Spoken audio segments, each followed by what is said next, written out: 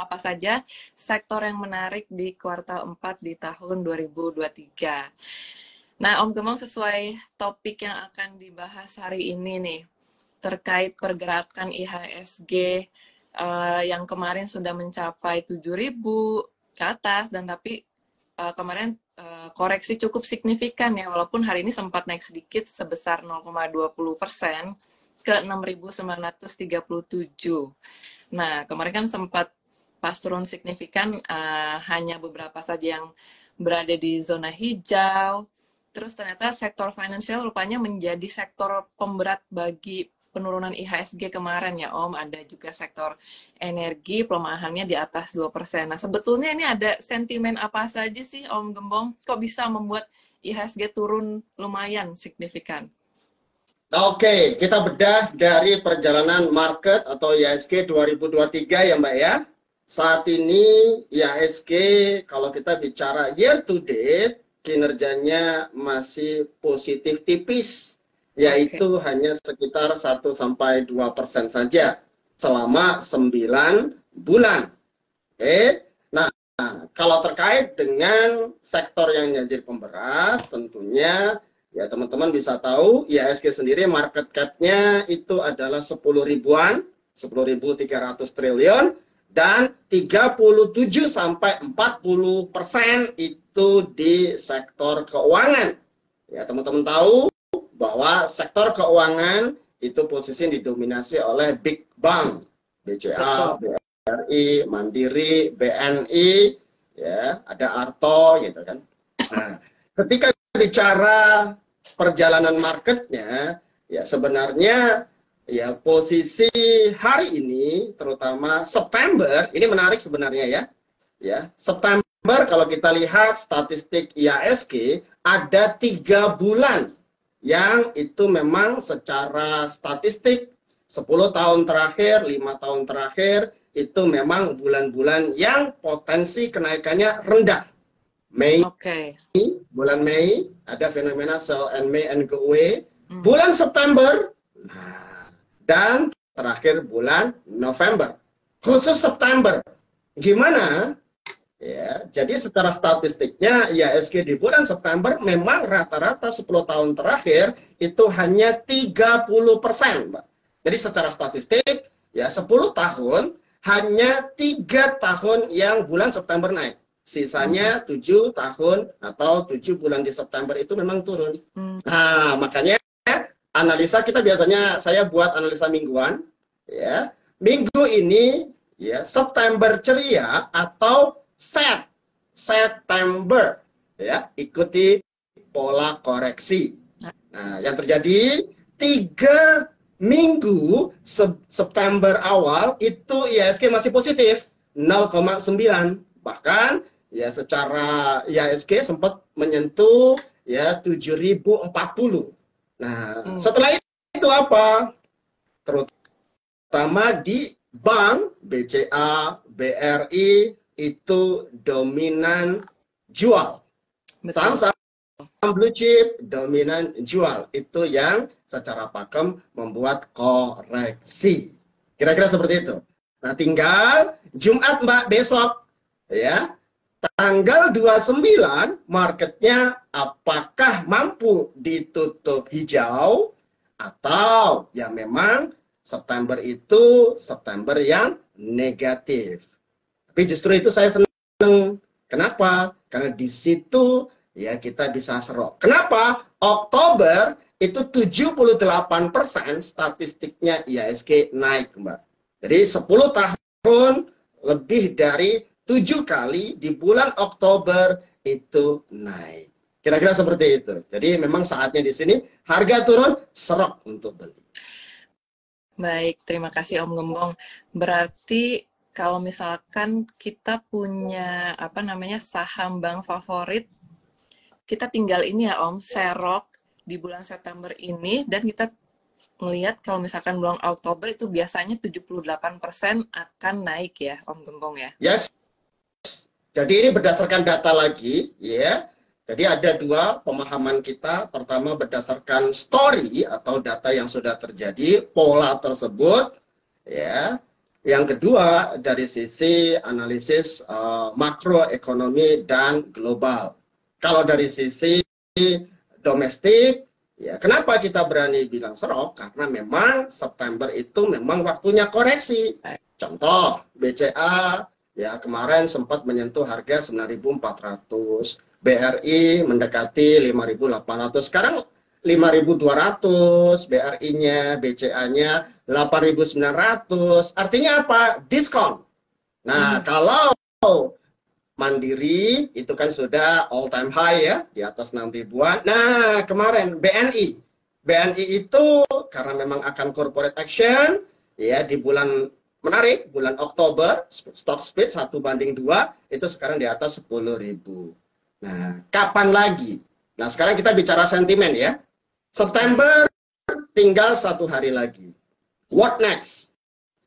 Oktober, apa yang akan terjadi? Teman-teman bisa lihat di Oktober itu ya secara ya pola ada event besar, Mbak. Ya, secara pola ada event besar yaitu pencalonan Pilpres.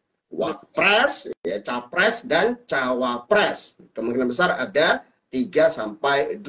Nah, itu sentimen positifnya. Artinya apa? Kepastian domestik terkait siapa yang akan bertarung di Pilpres itu jelas. Baik. Setelah Pilpres, nah ini kebetulan Pilpres sama Pileg ya, legislatif, DPR, DPRD, DPD itu akan terjadi. Jadi berbarengan. Nah, di situ menjadi sentimen positif.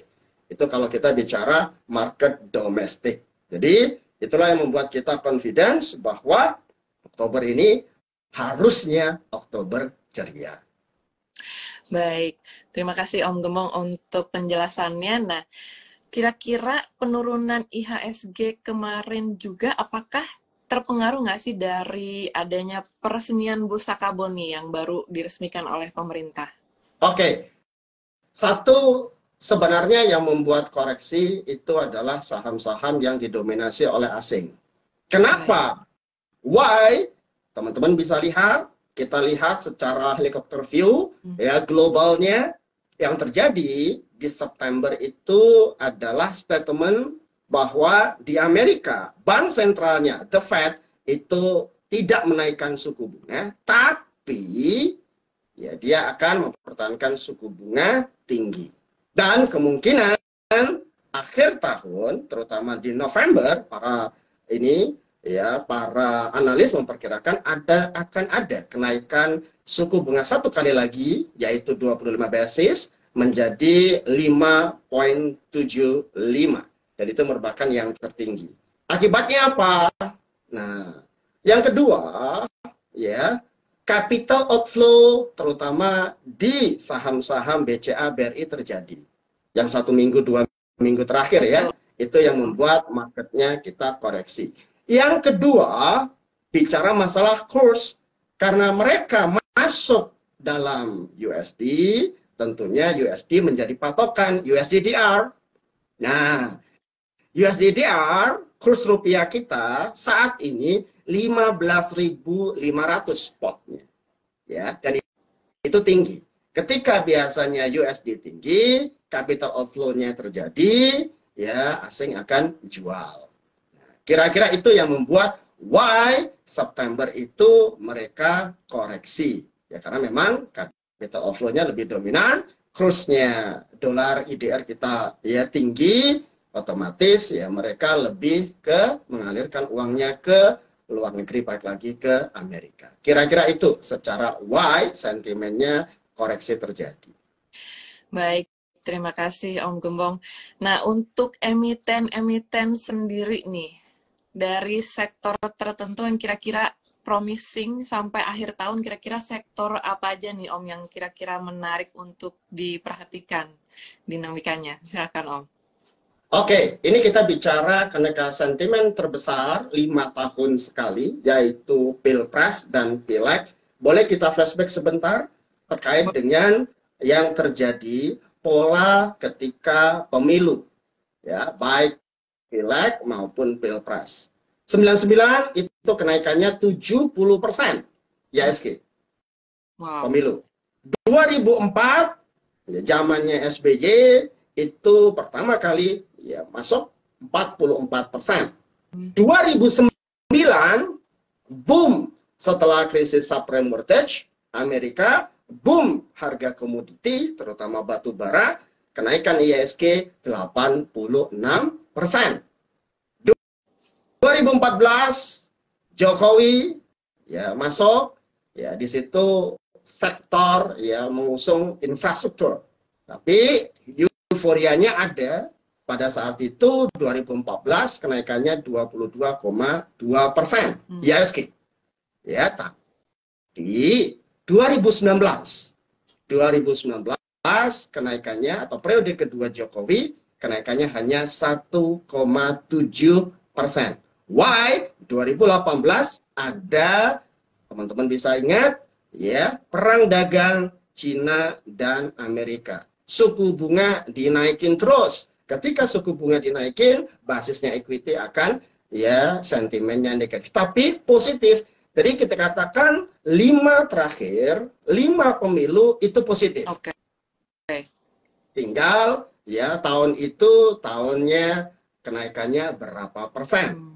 Kalau sekarang IHSG ya IHSG kenaikannya masih 9 bulan itu di 1,5 sampai 2%, ya masih ada 3 bulan, ya semuanya masih wait and see, terutama di Oktober nanti kan komposisinya jelas. Siapa sih presiden, capresnya kan gitu, mengerucut ketiga itu tentunya mencapai single digit ataupun double digit sangat mungkin.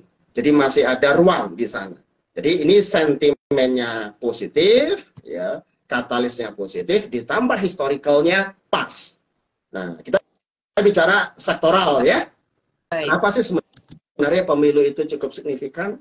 Ya, teman-teman bisa lihat perputaran uangnya di pemilu.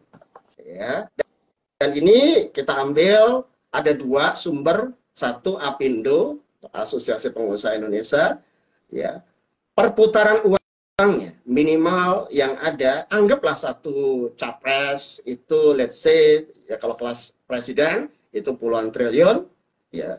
Legislatif 1 miliar, jadi itu ada perputaran sekitar 50 triliun lebih, itu Apindo versinya.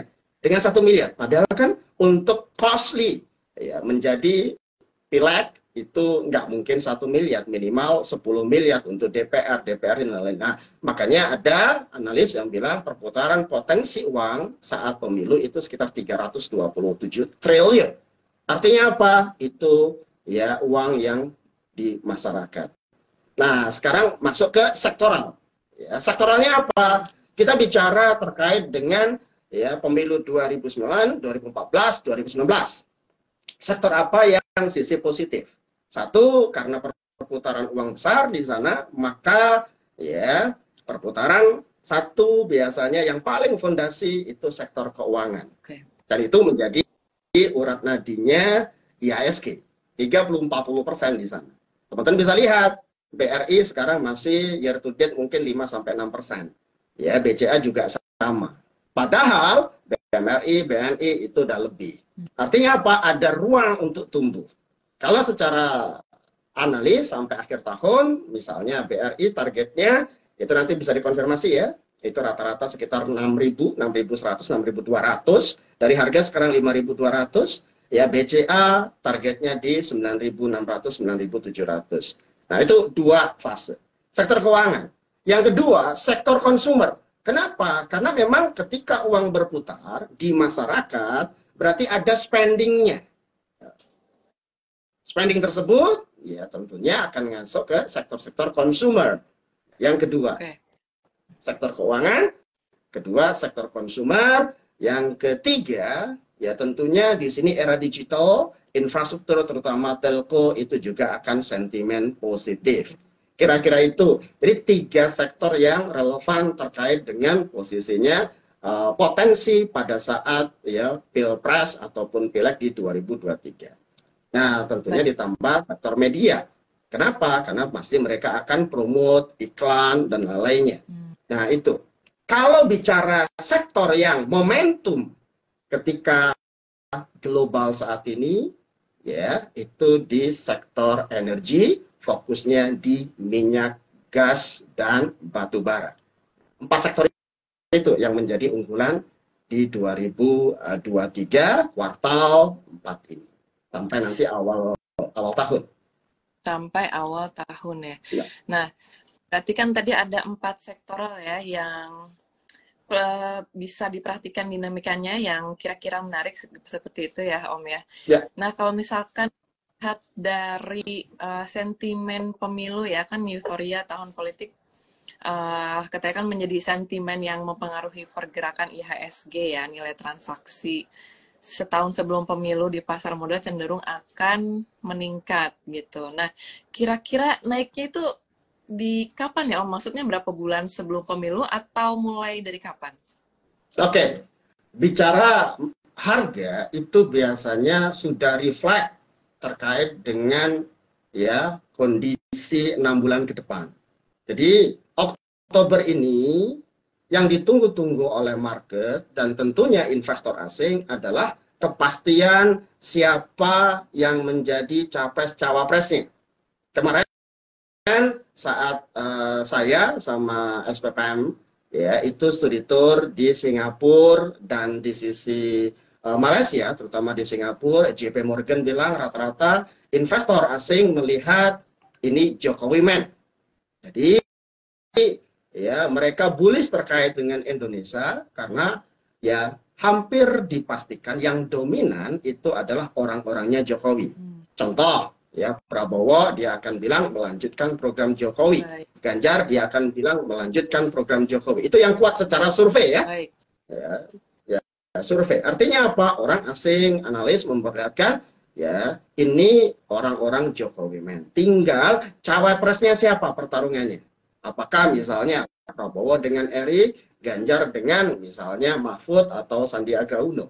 Nah, kira-kira itu yang menjadi dinamika. Nah, begitu pas dan bulannya Oktober, ya secara data tadi 78% itu IHSG Oktober itu naik.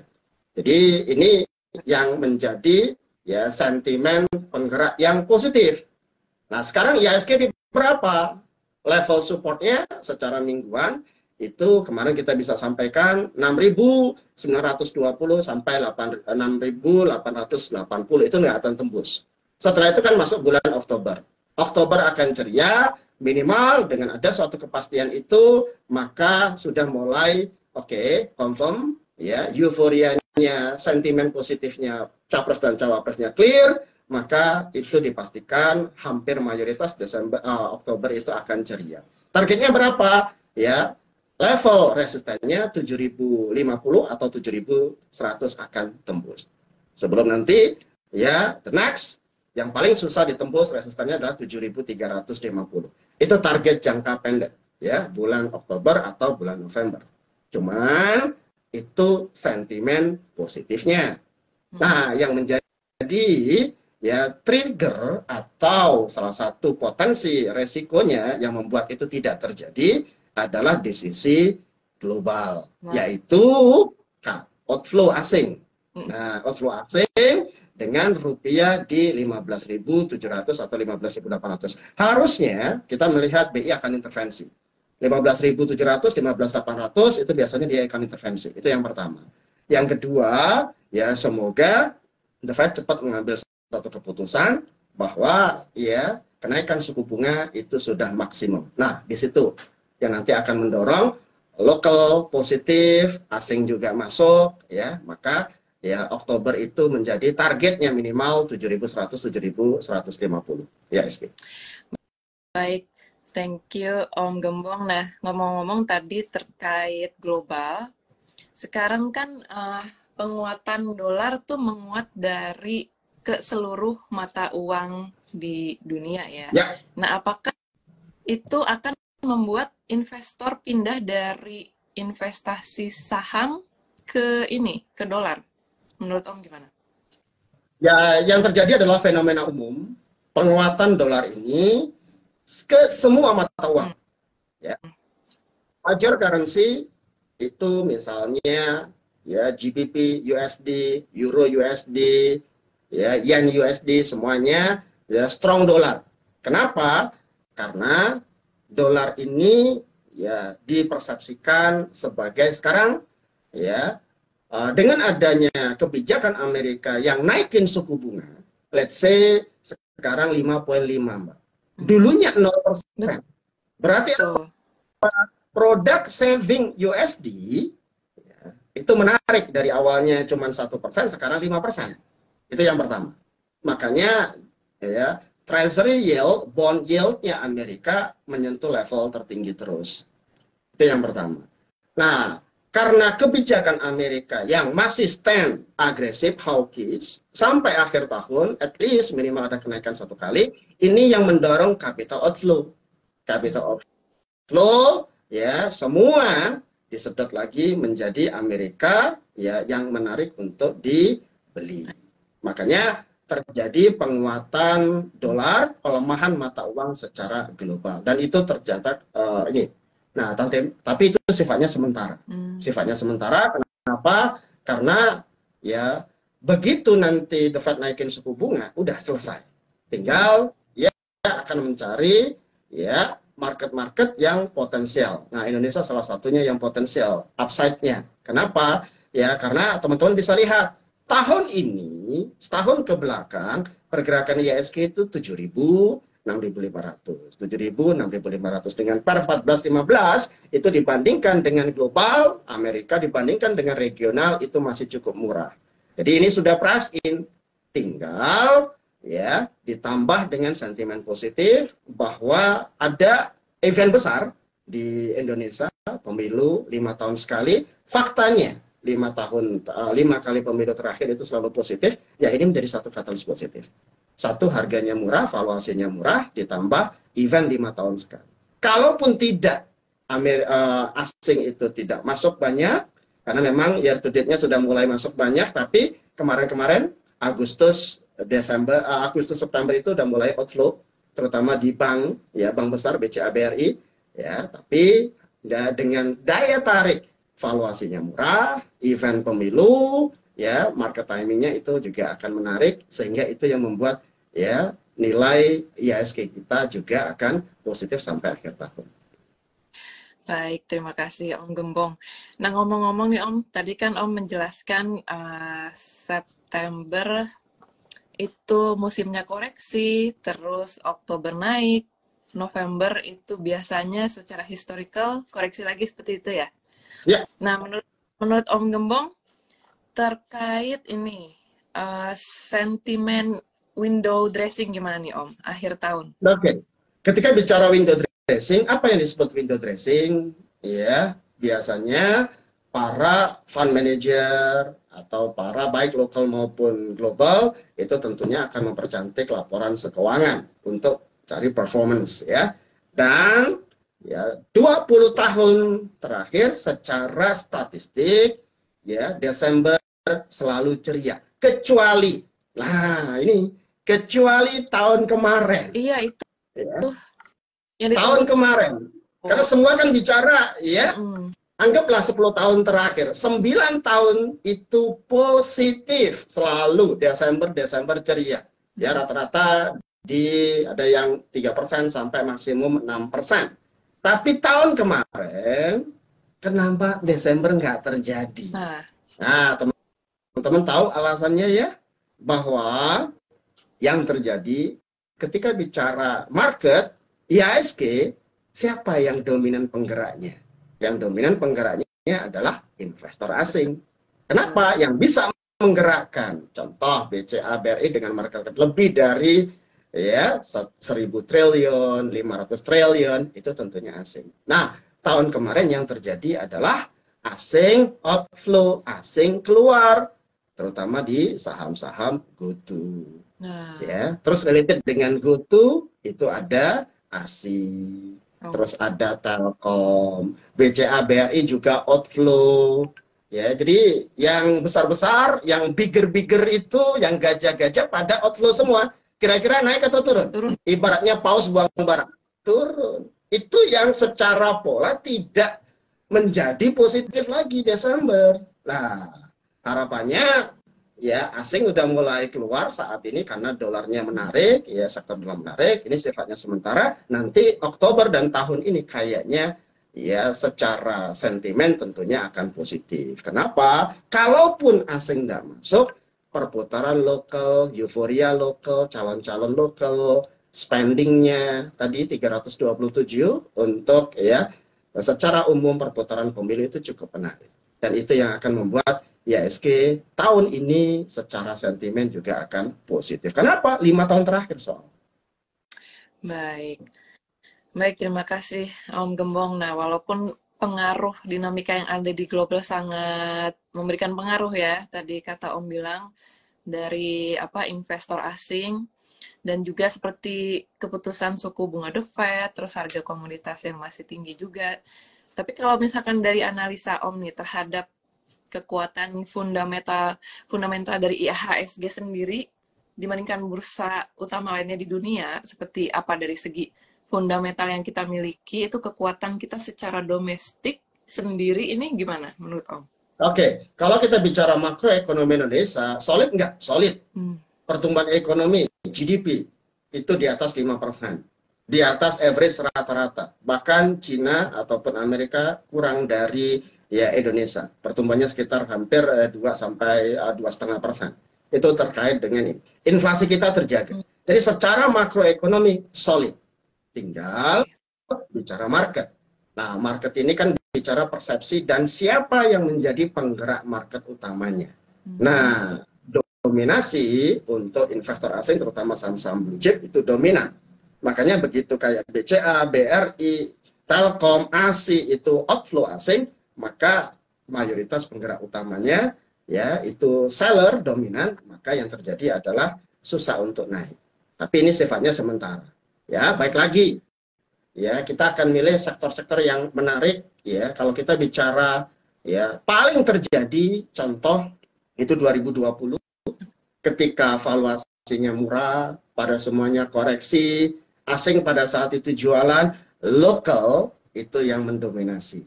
Makanya kemarin di 2020, 2021 langsung naik signifikan. Dan ini ya kita udah sampaikan tadi, katalis positifnya ada, story positifnya terkait dengan pemilu ada, 5 tahun, 5 kali pemilu itu selalu positif, tinggal teman-teman bagaimana strategic money managementnya terkait dengan pemilihan saham-saham dan portofolionya. Kira-kira itu. Kalau kita lihat call to buy, saat ini call to buy. Kenapa? Tadi sektor yang menarik, ya sektor keuangan. Yang kedua adalah consumer, perputaran uangnya cukup besar di sana. Sektor telekomunikasi. Dan terakhir sebagai strikernya adalah commodity based energy. Terutama energi yang berbasis minyak, ya batu bara dan gas sama EBT, energi terbarukan. Apalagi kemarin ada bursa karbon ya. Bursa karbon ini memang secara penjelasannya retail itu masih belum terlibat banyak. Ini antara corporate to corporate, tapi sentimen positifnya itu akan ya terjadi. Terutama di saham-saham yang secara produksi adalah EBT, new energy, ya energi bersih, ya itu yang menjadi favorit. Makanya kemarin kan ya PGO, ya Pertamina Geothermal Energy itu naik dari 900-an sampai ke hampir 1.500. Medco dan lainnya itu juga naik signifikan. Jadi baik lagi, ya makro ceritanya akan selalu dinamis. Tinggal bagaimana teman-teman penempatan sektoralnya, penempatan saham-sahamnya dan money managementnya. Nah, itu yang akan menarik untuk membuat portofolionya ya hijau dan positif di akhir tahun. Baik, thank you Om Gembong. Nah mungkin ini pertanyaan yang ditunggu-tunggu nih. Kan tadi sektor-sektornya ada keuangan, consumer, telekomunikasi, commodity base. Kalau sahamnya biar lebih spesifik. Tapi ini lebih spesifik kan gitu ya. Ini langsung to the point gitu. Kan pengen cuan Om. Pengen cuan. Oke, nah yes. Jadi kalau kita bicara ya portofolio, ini kan kita bicara biasanya yang ditanyakan saham apa yang bagus ini. Nah, kalau kami ya yang kita sampaikan yaitu teori portfolio. Portfolio kami itu ibarat kayak sepak bola ya.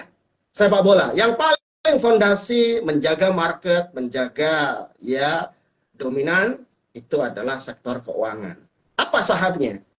Nah, kami ya karena positif ini ya, klien-klien kami rata-rata newbie, ya, pemula dengan estimasi bahwa Mas, saya pengen portofolionya, saya merasakan positif, tidur bisa tenang, gitu kan. Terus secara jangka panjang bisa, maka yang kita rekomen adalah saham-saham di sisi blue chip. Tapi itu nanti akan tergantung dari teman-teman ya. Ini kita ngomong blue chip dulu sebagai bagian apa yang kita rekomendasikan.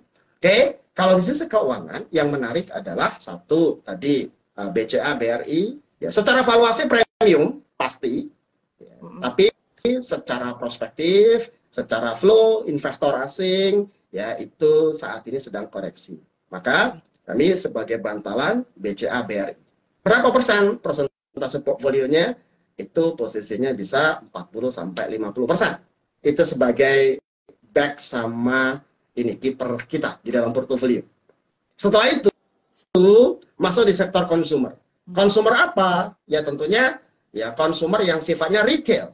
Bukan consumer identik dengan Unilever ya. Enggak. Retail. Retail di situ apa? Banyak ya aktivitinya, bahkan bisnis modelnya baik di retail misalnya MAPI gitu kan, Aces dan lain-lainnya. Era itu salah satu yang undervalue menurut kita. Nah, itu di sisi consumer. Di sisi telco, ya otomatis kita masih conviction ya di Telkom. Kenapa? Karena dari perbandingan dari telco, terutama yang basis data, karena kan paket data, ya terutama perang digital, promosi digital itu kan selalu bicara data. Data menjadi konsumen primer ya, selain sandang pakan paman. Nah, di situ kita memilih Telkom. Kenapa? Ya justru Telkom sekarang lagi menarik. Ya targetnya adalah 4.500, tapi kita ngomong realistis saja 4.200 sudah oke. Dari harga sekarang di 3.700. Oke, itu di sisi telco. Nah, strikernya sekarang. Strikernya. Kalau tadi kan sudah bicara gelandangnya. Gelandangnya sektor consumer, sahamnya ABCD, terus telco, sahamnya ABCD. Nah, bagaimana strikernya? Nah, strikernya ini kita menggunakan momentum. Momentum apa yang terjadi? Ya, semua bicara global itu energi, terutama basisnya minyak. Kenapa? Karena jelas produksi ya terbesar salah satunya adalah Arab dan Rusia. Ya, Arab bilang dia akan ya cut produksinya. Karena dia punya kepentingan membangun suatu kota mandiri, ya dia akan membuat harga minyak tetap tinggi. Itu dia Arab. Rusia kemarin disampaikan dia akan ya tolak ekspor, tidak ekspor lagi, terutama bahan ya kayak misalnya diesel ataupun premiumnya itu kecuali 4 negara yang terdekat dengan mereka, Eurasia, ya Belarusia dan Kyrgyzstan dan kawan-kawan 4 aja, sisanya dilarang untuk ekspor. Ini yang membuat harga minyak dari 65 sekarang jumping 92. Bahkan riset internasional bilang mendekati 110 bahkan lebih dari 120 seperti 2022. Nah, ini kan akan berantai. Makanya harga-harga yang terkait dengan minyak, Elsa, ya Medco, nah itu naiknya kencang. Nah, selain minyak apa substitusinya? Ya tentunya posisi batu bara dan gas. Gas, convection, valuasinya murah, ya terapresiasi harganya. Nah, itu yang menjadi portfolio kita. Jadi portfolio kita itu ada ya 4 sektor dengan komposisi ya let's say paling ini di bank, terus gelandangnya kita patok di consumer dan ini apa namanya telco, strikernya di sisi energi dan energi terbarukan. Ya related dengan bursa karbon ataupun energi terbarukan yang lain. Itu menjadi fokus kita. Jadi kerangkanya adalah let's say 7-8 saham dengan portfolio yang sektor dan tadi kita jelaskan. Kira-kira itu yang kami rekomend dan kami jalankan ke klien-klien kami. Kalau pengen lebih ini, lebih volatilitasnya tinggi, maka turunkan level ke medium small. Di situ banyak hidden gem. Tapi karena profil resiko klien kita adalah konservatif, ya kami akan di layer 1 yaitu di sisi blue chip. Baik, terima kasih Om untuk penjelasannya sangat komprehensif ya. Selanjutnya kayaknya kita udah bisa mulai ke Q&A nih. Boleh, Udah banyak ayo gitu.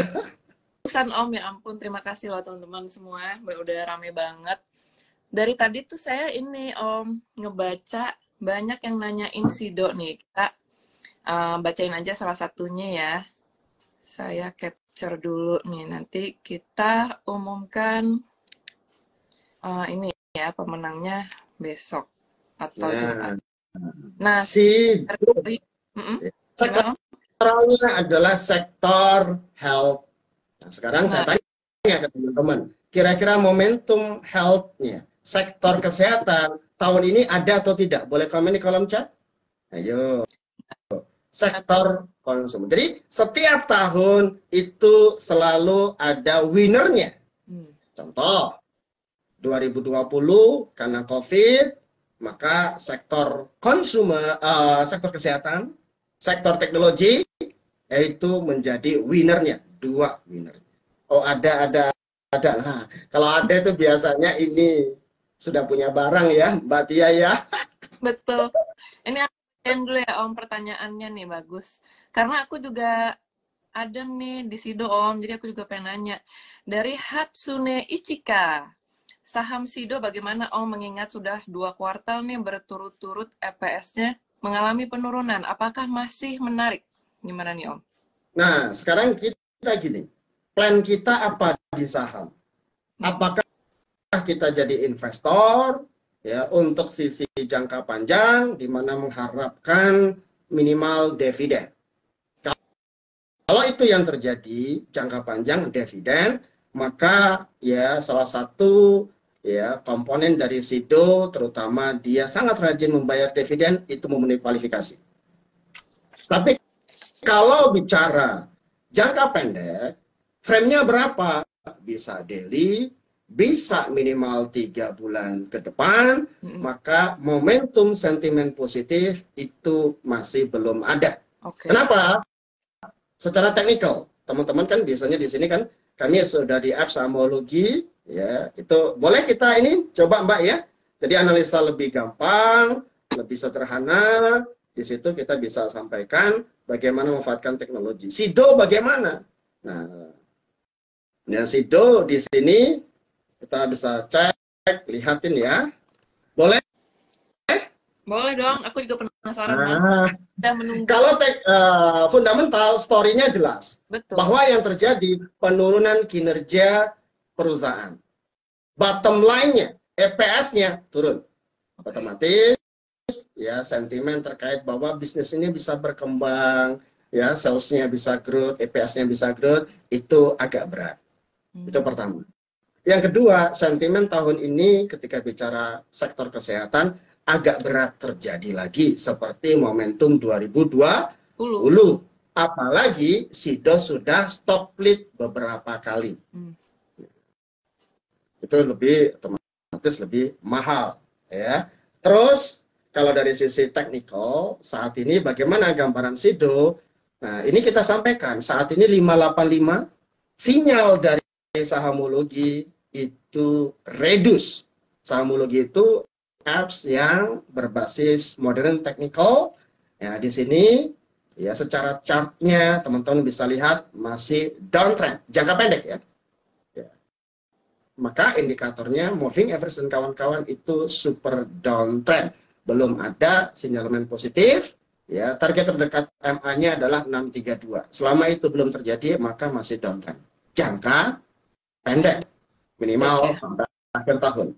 Nah, tapi kalau orang yang sifatnya fundamentalis, dia bicara jangka panjang, ya akumulasi terus dengan konsep dia ya mendapatkan dividen rutin, ini bisa menjadi justru saham quality ya, quality bagus, ya terus harga murah karena 900 saja banyak beli kan? 900 sekarang harganya di diskon 585, masa nggak beli? Jadi di sini adalah yuk benar-benar bedakan stylenya teman-teman apa.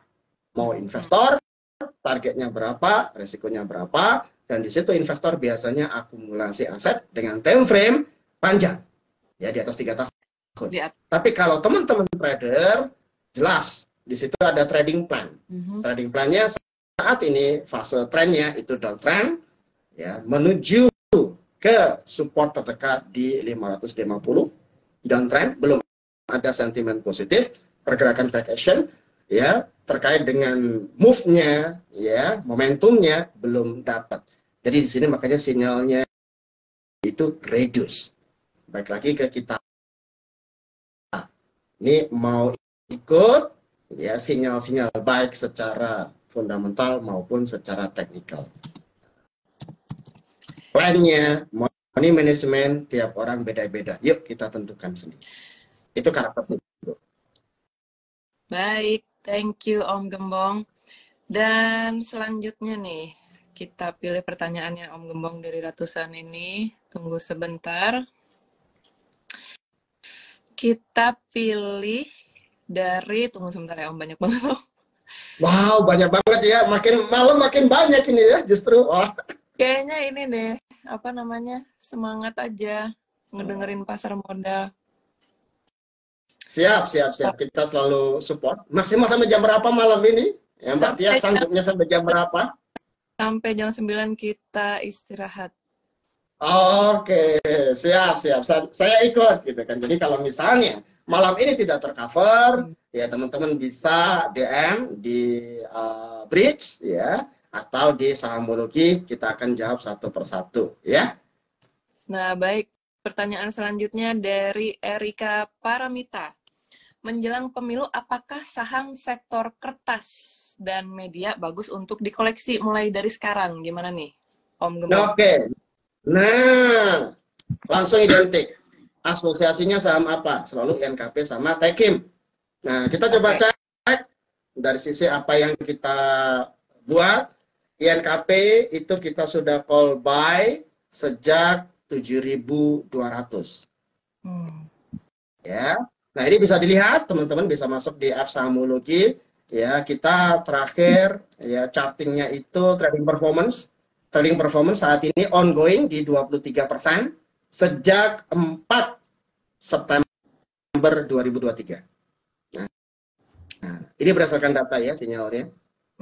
Terakhir itu yang paling kita call di 7 ya bulan 6. Tanggal 7 bulan 6 itu di call buy di 7.050. Oke. Sampai sekarang. Nah, sekarang masalahnya kalau kita beli di sekarang gimana? Satu. Nah, kita harus ya sampaikan kita ini tipikalnya apa. Kalau kita bicara ya fundamental, maka ketika bicara valuasi INKP dan lainnya itu di undervalue. Ya, PBV per pendekatan kita. Itu satu. Ya, yang kedua terkait dengan pola pada saat pemilu otomatis ya teman-teman bisa lihat sentimen-sentimen ya pemilu, salah satunya kebutuhan dasar adalah kertas. Itu yang membuat harga sahamnya momentumnya dapat. Itu di sisi fundamental. Tinggal target TP-nya berapa? Target profitnya berapa? Apakah 5%, 10%, atau pengen lebih? Nah, di sini akan diketemukan dengan waktu. Kapan? Kira-kira kalau kita bicara window dressing, Oktober, November, Desember, ya ada 3 bulan lagi, targetnya 5-10% lagi, sangat mungkin. Karena secara teknikal masih super uptrend. Cuman, baik lagi, kalau orang teknikal, selalu ada 2 kemungkinan. Kalau naik gimana, kalau turun gimana, cut loss-nya di mana. Nah, kan itu ya. Ya. Di sini, saat ini, ya INKP no action. Ketika no action, biasanya kami tidak melakukan aksi. Kecuali ada sinyal fresh buy. Fresh buy itu biasanya dibuat dari nanti secara teknikal itu menarik ya cross dari MA7, MA20, terus stokastiknya itu ketemu nanti ada sinyal fresh buy. Nah, itu dengan app Sahamologi lebih gampang. Kalau saat ini ya INKP nation. Saat ini ya. Nah, saat ini karena kita sudah call di 7.100. Ibaratnya kita pucuk, beli di pucuk. Nah, ini kan harus disesuaikan time frame-nya. Apakah kita 3 bulan lagi, apakah day trade, apakah ya jangka panjang, misalnya at least sampai ya pemilu itu tanggal 14 Februari pas Valentine, ya pemilihan pencoblosan. Nah, kalau itu lihat biasanya tentunya euforianya sampai minimal 3 Maret sampai April. Itu frame untuk mediumnya 6 bulan ke depan. Nah, ini masih sangat mungkin untuk kenaikan di at least 10%. Ya, tapi hati-hati kalau saat ini, kalau saya beli untuk beberapa hari, ya maka ini termasuk harga tinggi, makanya sinyal kami bilang no action. Oke. Baik, Om Gembong. Selanjutnya pertanyaan dari Burhanuddin. Bagaimana cara memilih emiten yang bisa survive, terutama yang nggak akan kena sentimen dan tren? Nah, sebelum ngomong invest, maka kita harus tahu sebenarnya kita invest jangka waktunya berapa. Kalau kita bicara saham, kita kan beli perusahaan. Ya, ketika beli perusahaan, maka sebenarnya kita juga harus punya berapa targetnya, berapa manajemen resikonya. Contoh, kalau kita bicara jangka panjang, memastikan 5 tahun ke depan sahamnya itu ada. Bagaimana? Ya tentunya kita akan cari perusahaan-perusahaan yang sudah survive, model bisnisnya bagus, ya, dan pertumbuhannya clear, manajemennya teruji. Nah, itu biasanya maka rekomendasi di sisi blue chip. Okay. Tapi kalau kita bicara harian, karena market itu ada jual, ada beli, berarti ada fluktuasi. Sanggup nggak kita menerima fluktuasi itu? Kalau secara jangka pendek tidak bisa menanggup, maka ya berarti belum cocok di saham. Masuk di deposito, masuk di obligasi, masuk di reksadana supaya ada pengalaman positif. Contoh yang paling faktual 2020 ketika COVID, semua global terdampak, ya market semua terdampak. Saham yang bagus semuanya koreksi. IHSG turun 37%, BCA turun ya 40%, BRI hampir 50%. Sebagus itu. Ya. Kalau bisnis model di mana perusahaan yang net profit marginnya, NPM-nya itu lebih dari 30%. Ibarat kita jualan, ya 30%, 40% itu profit kita. Di mana? Susah kan? Ya. Nah, itu terjadi. Artinya perusahaan yang bagus juga rentan terkait dengan koreksi. Tapi fakta membuktikan, ketika perusahaan bagus, ya perusahaan yang sudah terbukti profitability-nya juga tinggi, recovery-nya cepat. Pada saat itu, ya, BRI hampir mendekati 2.100. Nah, sebelum stock split menjadi 10.000. Kenaikannya kan luar biasa ya. BCA dari awalnya 37, ya, sempat menjadi 21, stock split lagi. Nah, sekarang harganya di sana. Jadi, perusahaan-perusahaan yang bagus, ya tentunya butuh waktu. At least, makanya di sini plan-nya kita harus clear. Apakah kita mau invest, akumulasi, atau trading? Kalau trading, ada resiko jual beli, di situ berarti ada resiko naik, ada resiko turun. Ketika turun, berani ke cut loss. Baik, terima kasih Om Gembong. Nah ini nih, terkait sentimen yang lagi happening, terkait TikTok, nih Om. Ya. Ada dari Mama Esi 20, TikTok cuma buat promosi ya sekarang. Apakah jadi maksudnya nggak bisa beli langsung ya melalui TikTok. Nah sekarang apakah kalau misalkan beli GoTo akan membuka cuan? Gimana? Nah, baik lagi ketika bicara sentimen itu ada sentimen yang positif, ya ada rumors dan lain-lainnya. Kalau orang fundamentalis maka akan kita lihat ya laporan keuangan. Ya, laporan keuangan ya kita lihat misalnya contoh ya GoTo ini salah satu sejuta umat ya. GoTo, Buka, ya, dan sektor-sektor teks yang lain. Kalau kita bicara momentum, ya sektor teknologi, momentumnya 2020-2021. Saat ini, baik lagi based on kinerja.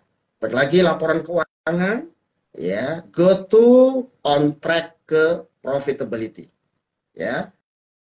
Di awal 2020, earning per share, laba bersih per sahamnya, dia minus 495, 2021 159, 2022 minus 33, 2023 dua kuartal minus 12. Artinya apa? Ini dari perusahaan yang startup bakar duit, ya rugi, sekarang pelan-pelan lakukan efisiensi, lakukan struktur, ya, terus ada penggantian dari sisi kepemilikan, ya, jabatan manajemen, Patrick Waluya juga masuk, ya, valuasi juga murah.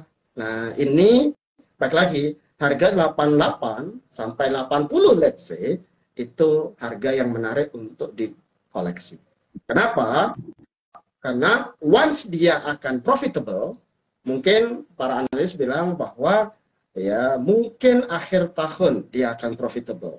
Kenapa? Teman-teman bisa lihat sebagai pengguna ya apa namanya GoFood, ya teman-teman bisa lihat dulu biaya promo, banyak promonya, terus ongkirnya, ya biaya aplikasi itu kan sesuatu yang pelan-pelan masuk, naikin harga misalnya 60 sekarang bisa 70 sampai 90 ribu ongkirnya. Jadi run to profitable itu jelas saat ini.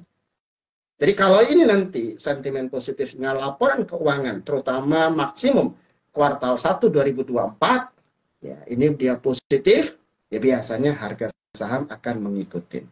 Itu yang pertama. Back to fundamental. Kalau sisi sentimen, kemarin kita bisa lihat ya, sentimen, ya pemerintah sudah memastikan e-commerce dipisah dengan social commerce. TikTok Shop dilarang pasti. Kenapa? Di situ nanti jelas untuk promo dan lainnya. Jadi hal-hal itu adalah sentimen-sentimen yang positif. Tapi nanti akan diuji, direfleksikan di laporan keuangan. Saat ini ya on track untuk menjadi profitability. Kira-kira itu. Tinggal jangka berapa lama teman-teman siap untuk hold saham ini, atau ya ketika turun teman-teman batasi resikonya. Masing-masing di tangan teman-teman. Kalau secara aplikasi boleh. Ya, ini GoTo saat ini masih downtrend, ya belum menarik. Tinggal tunggu kita ya sinyal-sinyal reversal untuk kita bisa akumulasi beli. Ya kalau book value, pendekatan book value ini sudah underperform. Tapi kalau kita bicara PER, ya PAR to earning ratio, price to earning ratio ini masih negatif, maka akan negatif. Kira-kira seperti itu. Tapi kalau pendekatan book value, nilai perusahaan ini sudah under value, kurang dari 1 book value. Cuma apakah siap terkait dengan tematik sektor teknologi? Pilihan di tangan teman-teman. Kalau tidak menguasai sektor teknologi, ya kita balik lagi old style, benar-benar kita cari bisnis model perusahaan-perusahaan yang benar-benar kita kuasai sektoralnya, profitable perusahaannya, rekodnya jelas. Baik, terima kasih Om. Ada satu pertanyaan lagi nih, menarik ya. Dari Armila.nada, makroekonomi dan terutama emas gimana nih Om, potensinya akibat efek pemilu, gimana nih Om? Oke, kalau kita bicara pemilu itu kan pesta lokal, pesta domestiknya Indonesia. Kita bicara tadi emas, ya, terus kurs dolar, maka itu global area. Saat ini yang terjadi adalah strong US dollar. USD-nya meningkat. Kenapa? Karena kebijakan Amerika tetap ya hold, bahkan naik tinggi untuk suku bunga. Suku bunga, bayangkan gini, teman-teman, awalnya di deposito posisinya di Amerika kurang dari 1%, sekarang 5%, menarik ya? Dan safe haven itu biasanya kalau kita bicara ya ekonomi mata uang itu adalah dolar. Ketika dolar naik, dolar tinggi, maka harga komoditi akan biasanya turun, terutama emas. Karena biasanya adalah berkebalikan. Makanya secara simbol USD, XAU, USD. Gampang simbolnya ketika dolar naik, harga emas turun. Ya, kebalikan seperti itu. Dolarnya naik, tentunya harganya emas juga turun. Nah, sekarang terjadi. Spotnya 1890 saat ini harga emas. Kenapa? Strong USD. Nah, bagaimana terkait dengan kurs? Dolarnya menguat, rupiahnya melemah. Ini yang terjadi sekarang 15.500. Minggu kemarin 15.200. Nanti kurs itu bicara rata-rata kalau melemah 15.700, tapi disitulah ada peran bank sentral untuk intervensi dengan cadangan devisanya. Nah, itu dari sisi global. Kalau yang dari sisi lokal, pesta domestik ini minimal perputaran uang terkait dengan pemilu ya ataupun pileg itu kencang. Nah, dua hal yang berbeda. Tapi kalau kita bicara sentimen, ya statistiknya IHSG sampai akhir tahun kita sudah sebutkan tadi, ya time to buy, time to accumulate. Ini yang kita lakukan saat ini September, terutama di akhir-akhir September. Semakin ya turun, semakin kita happy. Kenapa? Karena saatnya time to accumulate. Baik, terima kasih Om Gembong, teman-teman, karena waktunya terbatas. Mohon maaf sih tidak bisa dibacakan semuanya pertanyaannya. Terima kasih Om Gembong sudah mau nih ngobrol-ngobrol dengan kita yang pastinya ilmunya sangat bermanfaat. Terima kasih Brida Sensandilian juga yang sudah hadir pada acara malam ini yang sudah bertanya. Om Gembong mungkin ada closing statement nih untuk teman-teman breeders yang sedang silahkan. Ya, market akan selalu dinamis. Ya, ada sentimen tiap hari itu ada sentimen positif, ada sentimen negatif, ya. Ada historical, statistik, pola yang sudah terjadi. Pada akhirnya balik ke kita. Action apa yang akan kita buat? Action apa yang akan kita lakukan? Nah, itu akan lihat kita sebenarnya karakternya seperti apa. Apakah investor, ya, akumulasi aset, begitu turun saham-saham bagus kita lihat, maka di situ kita average. Tapi kalau kita trader, maka trading plan jelas berapa target profit, berapa cut loss-nya. Nah, yang kedua, waktu pemilu itu bicara terkait momentum. Momentumnya 5 tahun sekali. Semua akan bilang, ya terutama dari sisi analis, ya time to buy, time to akumulasi. Kedua. Yang ketiga, take action, miracle happen. Artinya apa? Yuk sama-sama kita take action. Ya, beli saham. Ketika teman-teman conviction-nya jelas, dapat ilmunya, tahu perusahaannya, dan tahu jangka waktunya. Berapa yang nanti teman-teman target profit yang akan dicapai. Dan mulai dari yang kecil. Soalnya apa? Kalau nunggu-nunggu, ya, no action, no miracle happen. Thank you. Baik, terima kasih Om Gembong untuk Instagram Live-nya hari ini. Ilmunya sangat bermanfaat dan komprehensif sekali penjelasannya. Dan teman-teman, terima kasih yang sudah menyaksikan Instagram Live kami hari ini dengan Berry dan Reksa dan Sahamologi. Tunggu hari Jumat ya, kita akan umumkan nih pemenang penanya terbaik ya Om Gembong, yang kita akan teman-teman pemenang tadi akan mendapatkan Rp500.000 untuk 5 orang pemenang. Baik Om Gembong, selamat beristirahat. Selamat besok. Terima kasih semua, selamat beristirahat, happy nice weekend atau liburan besok, med family time. Terima kasih semua. Baik, teman-teman nantikan acara Instagram Live selanjutnya hanya di Instagram kami di @berrydanareksa yang centang biru dan Sahamologi ya. Jangan lupa juga. Wassalamualaikum warahmatullahi wabarakatuh. Sehat selalu. Selamat hiburan. Thank you.